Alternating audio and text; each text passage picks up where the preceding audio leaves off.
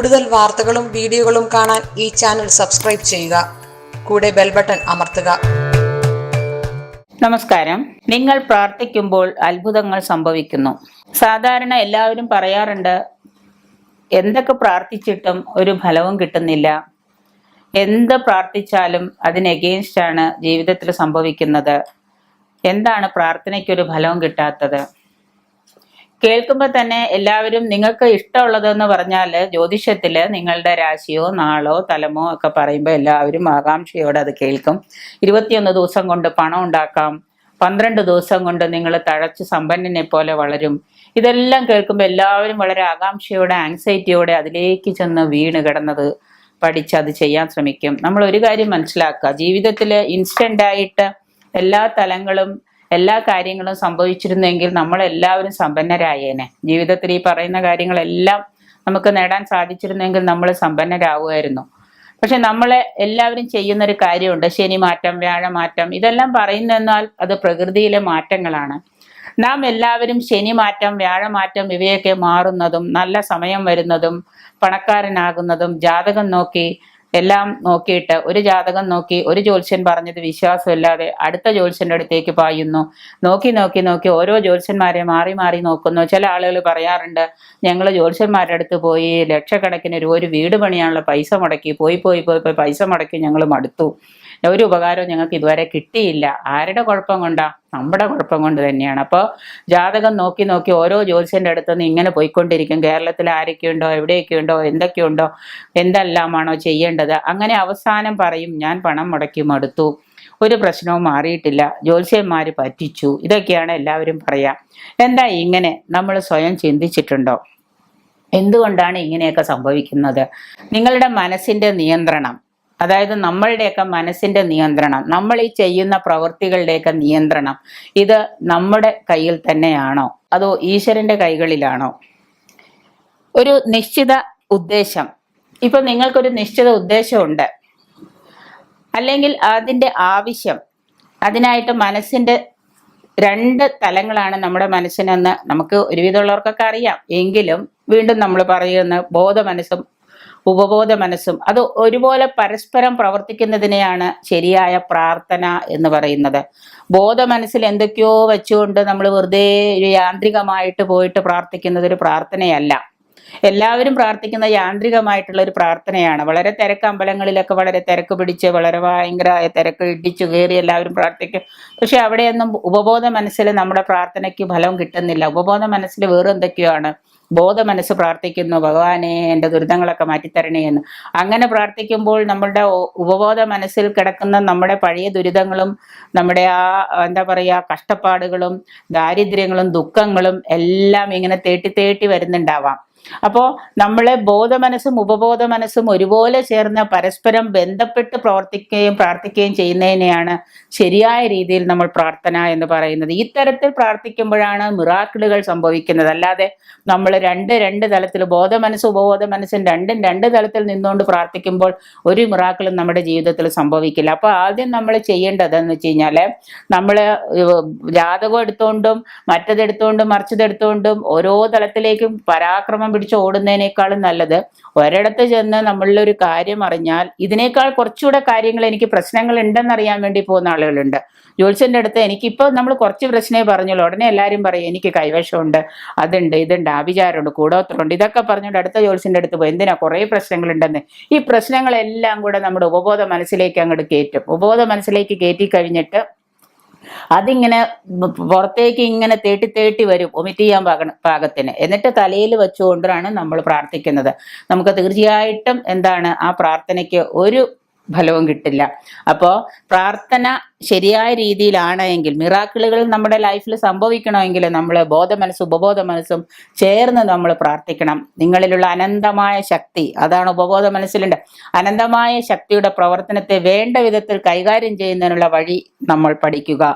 നിങ്ങൾ അത് പഠിച്ചു കഴിഞ്ഞാൽ നമ്മളുടെ ബോധ മനസ്സും ഉപബോധ മനസ്സും ചേരുന്ന അനന്തമായ ശക്തി, നിങ്ങളുടെ ഉള്ളിലുള്ള അനന്തമായ ആ ഉറവിടം, അതിൻ്റെ ശക്തി നിങ്ങൾ പഠിക്കുക. നിങ്ങളുടെ ജീവിതത്തിൽ യഥാർത്ഥത്തിൽ എന്താണോ നിങ്ങൾ കൂടുതൽ ആഗ്രഹിക്കുന്നത്, നിങ്ങളുടെ ജീവിതത്തിൽ നിങ്ങളുടെ സന്തോഷവും സമാധാനവും ആഗ്രഹങ്ങൾ എന്താണോ, അത് കൂടുതൽ പണമാണോ, സമ്പന്നതയാണോ, ഐശ്വര്യമാണോ, എന്താണോ നിങ്ങൾ കൂടുതൽ ആഗ്രഹിക്കുന്നത്, സ്നേഹമാണോ, ആ ആഗ്രഹിക്കുന്നത് നിങ്ങളെ കൂടുതൽ സന്തോഷകരവും സമ്പന്നവുമായ ഒരു ജീവിതത്തിലേക്ക് അത്ഭുതകരമായിട്ട് നിങ്ങളെ കൊണ്ടുവന്ന് എത്തിക്കും. അപ്പൊ നമ്മൾ പ്രാർത്ഥിക്കുന്ന പ്രാർത്ഥനകള് നമ്മൾ ഏറ്റവും കൂടുതൽ എന്താണോ ആഗ്രഹിക്കുന്നത് അത് ആ രീതിയിൽ തന്നെ നമ്മളെ കൊണ്ടുവന്നെത്തിക്കും.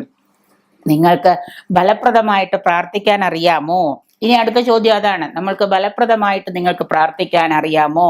ശരിക്കും പറഞ്ഞാൽ പ്രാർത്ഥിക്കാൻ അറിയുന്നത് സ്പിരിച്വൽ പാത്ത് എന്ന് പറയുന്നത്, സ്പിരിച്വൽ എന്ന് പറയുന്നത് അതൊരു ട്രെയിനിങ്ങിലൂടെ പഠിക്കേണ്ട കാര്യം. വെറുതെ ഒരു പ്രാർത്ഥനയൊന്നും, എല്ലാവരും കുറെ എന്താ പറയാ ആത്മീയ ബുക്കുകളൊക്കെ വായിക്കും, കുറെ ആത്മീയതയിലേക്ക് എത്തുന്നു എന്ന് വിചാരിക്കും. അങ്ങനെ വിചാരിച്ചാലൊന്നും ഇത് പ്രാർത്ഥനയാവില്ല. നമ്മൾ ശരിക്കുള്ള യഥാർത്ഥമായൊരു പ്രാർത്ഥന അതെന്താണെന്ന് നിങ്ങൾക്കറിയാമോ? നിത്യജീവിതത്തിൽ ജോലി തിരക്കിൽ, സാധാരണ എല്ലാവർക്കും ഡെയിലി പല തിരക്കും പല പ്രശ്നങ്ങളും ഒക്കെയാണ്. അപ്പൊ നിത്യജീവിതത്തിൽ പല ജോലി തിരക്കിലും എപ്പോഴൊക്കെയാണ് നമ്മൾ പ്രാർത്ഥിക്കുക? അടുത്ത ചോദ്യം. എല്ലാവരും പറയുന്നത് എനിക്ക് ഭയങ്കര ജോലി തിരക്കാണ്, രാവിലെ ജോലിക്ക് പോകണം, വൈകിട്ട് വരുമ്പോൾ ലേറ്റ് ആവും, പ്രാർത്ഥിക്കാനൊന്നും സമയമില്ല. അപ്പോൾ നിത്യമായ ജീവിതത്തിലെ ജോലി തിരക്കിൽ എപ്പോഴൊക്കെയാണ് പ്രാർത്ഥിക്കുക? ഭയം, കഷ്ടപ്പാടിന്റെ മൂർധന്യാവസ്ഥയില്, വല്ലാത്ത രോഗം മൂർച്ഛിച്ച് നമ്മൾ മരണാസന്നനായി കിടക്കയിലേക്ക് പോകുന്നു എന്ന് തോന്നുമ്പോൾ, കടം വന്ന് തലയിൽ കയറി കഷ്ടപ്പാടും ദുരിതവും ദാരിദ്ര്യവും എല്ലാം കഷ്ടത്തില് വരുന്ന സമയത്ത്, രോഗം കൊണ്ട് ബുദ്ധിമുട്ട്, ഭയം, മറ്റുള്ളതിനേക്കാളും എല്ലാവരും നമ്മളെ കഷ്ടപ്പെടുത്തുന്നു, ഭയം വന്ന് കയറുമ്പോൾ, ഇങ്ങനെയുള്ള സമയങ്ങളിലൊക്കെയാണോ നമ്മൾ പ്രാർത്ഥിക്കേണ്ടത്? മരണം അടുത്തു വരുമ്പോൾ എല്ലാവരും കണ്ണടച്ച് ദൈവത്തെ വിളിക്കും. പല ആളുകളും അത്യാസന്ന നിലയിൽ പ്രാർത്ഥിക്കും. തീർച്ചയായും കഷ്ടപ്പാടുകൾ നിറഞ്ഞ സമയത്ത് പ്രാർത്ഥന സഹായമായി നമ്മുടെ കൂടെ ഉണ്ടാകണമെങ്കിൽ നമ്മൾ എന്ത് ചെയ്യണം?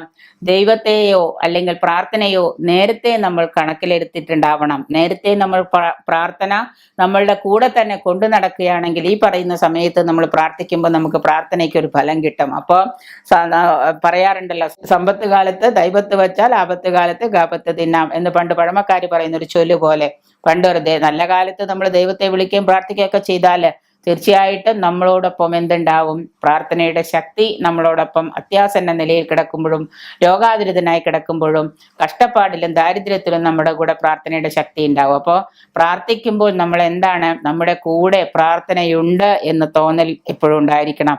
പ്രാർത്ഥന ജീവിതത്തിന്റെ അവിഭാജ്യ ഘടകമാണ്, ഒഴിവാക്കാൻ പറ്റാത്തൊരു ഘടകമാണ് പ്രാർത്ഥന എന്ന് പറയുന്നത്. എൻ്റെ പ്രാർത്ഥന പലപ്പോഴും എന്നെ സഹായിക്കുന്നുണ്ട്, എന്നെ സഹായിച്ചിട്ടുണ്ട്. എൻ്റെ അനുഭവത്തിൽ എൻ്റെ പ്രാർത്ഥന പലപ്പോഴും എന്നെ സഹായിച്ചിട്ടുണ്ട്. അത് നിങ്ങളെയും സഹായിക്കണമെങ്കിൽ പ്രാർത്ഥന എങ്ങനെയാണോ ചെയ്യേണ്ടത് ആ രീതിയിലായിരിക്കണം നമ്മൾ പ്രാർത്ഥിക്കേണ്ടത്. സ്വന്തം ജീവിതത്തിൽ പ്രാർത്ഥനയുടെ ശക്തി ഞാൻ അനുഭവിച്ചിട്ടുണ്ട്. കഷ്ടപ്പാടിലൂടെ കഷ്ടകാലത്തിലൂടെ കടന്നു പോകുന്നവരോട് പോയി പ്രാർത്ഥിക്കുന്നു എന്ന യുക്തി ശരിക്കും പറയാം വല്ലാണ്ട് കഷ്ടപ്പെട്ട് ദാരിദ്ര്യത്തിലും സമ്പന്നത ഭയങ്കര ദുരിതത്തില് പെരുവഴിയിൽ ജീവിതം വഴിമുട്ടി നിൽക്കുന്ന സമയത്ത് ഒരാളോട് പോയിട്ട് നീ പ്രാർത്ഥിക്കൂ എന്ന് പറയുന്നത് ഒരു യുക്തിബോധം ഇല്ലാത്ത കാര്യമാണ്. ആ യുക്തി ആർക്കും ദഹിക്കില്ല. ആളുകൾ കളിയാക്കും, കല്ലെറിയും അങ്ങനെ പറഞ്ഞാല്. ആ യുക്തി തീരെ ദഹിക്കില്ല. ഇത് വളരെ ബുദ്ധിമുട്ടാണ്. നമ്മൾ ഈ പറയുന്ന കാര്യം തന്നെ ആർക്കും ദഹിക്കില്ല. പ്രാർത്ഥിക്കുക, ചെയ്യുക എന്നൊക്കെ പറയുന്നത് ഇൻസ്റ്റന്റ് ആയിട്ട് ഇപ്പൊ തന്നെ റിസൾട്ട് കിട്ടും. രാവിലെ ചെയ്താൽ വൈകുന്നേരം, രാവിലെ പൂജ ചെയ്താൽ വൈകുന്നേരം ഫലം കിട്ടുന്ന, ഇൻസ്റ്റന്റ് ആയിട്ട് കിട്ടുന്ന എന്തെങ്കിലും റിസൾട്ട് ഉണ്ടോ എന്ന് എല്ലാവരും ചോദിക്കും. പണം മുടക്കാനും പറ്റില്ല, പണം മുടക്കിയാലിട്ട് റിസൾട്ട് കിട്ടുക വേണം. അപ്പോൾ തീരെ ദഹിക്കില്ല ഇങ്ങനെയുള്ള യുക്തി. എന്താണ്? കഷ്ടപ്പെടുന്നവനോട് പോയി പ്രാർത്ഥിക്കൂ നീ എന്ന് പറയുന്ന യുക്തി. അപ്പൊ എന്ത് ചെയ്യണം? നേരത്തെ നമ്മൾ പ്രാർത്ഥനകള് തുടങ്ങി വെച്ചിട്ടുണ്ടാവണം. നേരത്തെ നമ്മൾ പ്രാർത്ഥനകൾ തുടങ്ങി വെച്ചിട്ട് യഥാർത്ഥമായ രീതിയിലേക്ക് പ്രാർത്ഥനകൾ കൊണ്ടുവരികയാണെങ്കിൽ തീർച്ചയായിട്ടും നമുക്ക് ആവശ്യമായ സമയത്ത് ആ പ്രാർത്ഥനകൾ ഉപയോഗപ്പെടുത്താൻ സാധിക്കും. ഇത് വളരെ ബുദ്ധിമുട്ടാണ്. ഇപ്പൊ തന്നെ നീ പോയി പ്രാർത്ഥിക്കുക, നീ പോയി പ്രാർത്ഥിച്ചു കഴിഞ്ഞാൽ ചിലവർ കണ്ടിട്ടുണ്ട് വളരെ ദുരിതവും കഷ്ടപ്പാടും വരുമ്പോൾ ഓടും, ധ്യാനത്തിനോടും പ്രാർത്ഥനയ്ക്കോടും. പക്ഷെ ഇൻസ്റ്റന്റ് ആയിട്ട് റിസൾട്ട് കിട്ടില്ല എന്നറിയുമ്പോൾ അവർ അതും നിർത്തും. അപ്പം ഇൻസ്റ്റന്റ് റിസൾട്ട് കിട്ടുന്ന വല്ലതും ഉണ്ടോ എന്നാ നമ്മുടെയൊക്കെ ചോദ്യം. ജീവിതത്തിന്റെ നിയമം എന്നത് വിശ്വാസത്തിന്റെ നിയമമാണ്. അതുകൂടി നമ്മൾ ആദ്യം മനസ്സിലാക്കുക. നമ്മുടെ ജീവിതത്തിന്റെയൊക്കെ യുക്തിബോധം, നിയമം എന്നത് എന്താണ്? ഒരു വിശ്വാസത്തിന്റെ നിയമമാണ്. ആ വിശ്വാസം നിങ്ങൾക്കുണ്ട് എങ്കിൽ മാത്രം, എന്നോട് പല ആളുകളും പലരും ജ്യോതിഷപരമായിട്ട് പൂജകളോ കാര്യങ്ങളോ വേണമെന്ന് പറയും, ചിലർക്ക് ചെയ്യില്ല. ചിലരോട് ചെയ്തു കഴിഞ്ഞാൽ ചിലർക്ക് അത് കിട്ടുമോ കിട്ടില്ലേ എന്ന് ചോദിച്ചുകൊണ്ടിരിക്കുന്ന ആളുകൾ പറയും, ദൈവത്തെ ഓർത്ത് നിങ്ങൾ കിട്ടില്ല, അതൊന്ന് ക്ഷമിച്ചോ. പല സഹോദരിമാരും പറയാറുണ്ട്, ഇന്ന് രാവിലെ ചെയ്ത് 4 ദിവസം കഴിയുമ്പോഴേക്കും ഉടനെ ചോദിക്കും, ഞങ്ങൾ ചെയ്തിട്ടൊന്നും ഫലം ഉണ്ടായില്ല, എന്തത് തട്ടിപ്പാണോ എന്ന് ചോദിക്കുന്ന പലരും ഉണ്ട്. നിങ്ങൾ അങ്ങ് ചോദിക്കുമ്പോൾ ഒരു കാര്യം മനസ്സിലാക്കാം, നിങ്ങളുടെ മനസ്സിലും ഉപബോധ മനസ്സിലും പ്രാർത്ഥനയ്ക്ക് ശക്തിയില്ലാത്തത് കൊണ്ടാണ് നിങ്ങൾ ചെയ്യുന്നതിന് ഫലം കിട്ടാത്തത്. നമ്മൾ എന്ത് ചെയ്താലും ചെയ്യുന്ന ആൾക്ക് അതിന്റെ ഫലം കിട്ടുന്നുണ്ടെങ്കിൽ നമ്മളുടെ മനസ്സും പ്രാർത്ഥനയും ഉപബോധ മനസ്സും എല്ലാം ഒരുപോലെ ഇരിക്കണം. അപ്പൊ അതുകൊണ്ട് വിശ്വാസം, നമ്മുടെ ജീവിതത്തിന്റെ യുക്തി എന്ന് പറയുന്നത് വിശ്വാസമാണ്. ആ വിശ്വാസത്തിന്റെ നിയമമാണ് നമ്മുടെ ജീവിതത്തിന്റെ നിയമം. എന്തിനു വേണ്ടിയാണോ നാം പ്രാർത്ഥിക്കുന്നത് അതിലുള്ള പൂർണ്ണമായ വിശ്വാസം അല്ലെങ്കിൽ മാനസികമായ അംഗീകാരം, അതാണ് പ്രാർത്ഥനയെ ബലവത്താക്കുന്നത്. നമ്മുടെ മാനസികമായ അംഗീകാരം, നിങ്ങൾ മനസ്സിൽ അംഗീകരിക്കുന്നുണ്ടോ പ്രാർത്ഥനകളെ, എങ്കിൽ തീർച്ചയായിട്ടും നിങ്ങൾക്കതിൻ്റെ ഒരു റിസൾട്ട് ഉറപ്പായിട്ടും കിട്ടിയിരിക്കും. അപ്പോഴാണ് നമ്മുടെ ജീവിതത്തിൽ പ്രാർത്ഥനകളിലൂടെ മിറാക്കിളുകൾ സംഭവിക്കുന്നത്. പണ്ട് പറയാറുണ്ടല്ലോ, എന്തൊക്കെയോ മിറാക്കിൾ എൻ്റെ ജീവിതത്തിൽ സംഭവിച്ചു എന്ന്. ആ മിറാക്കിളുകളാണ് നിങ്ങളുടെ പ്രാർത്ഥന. അങ്ങനെ മിറാക്കിൾ പ്രാർത്ഥിക്കാൻ നിങ്ങൾ പഠിച്ചാൽ തീർച്ചയായിട്ടും എല്ലാവർക്കും പ്രാർത്ഥനയുടെ ഫലം കിട്ടും. അതുകൊണ്ട് തന്നെ നാം എല്ലാവരും വിശ്വാസത്തോടെ പ്രാർത്ഥിക്കുക. വിശ്വാസത്തോടെ പ്രാർത്ഥിച്ച് അതേ രീതിയിൽ നമ്മുടെ ജീവിതത്തിലെ പല അത്ഭുതങ്ങളും നടപ്പിലാക്കിയെടുക്കാൻ ശ്രമിക്കുക. അങ്ങനെ ആയിരിക്കട്ടെ നമ്മുടെ എല്ലാവരുടെയും പ്രാർത്ഥനകളുടെ ഫലം.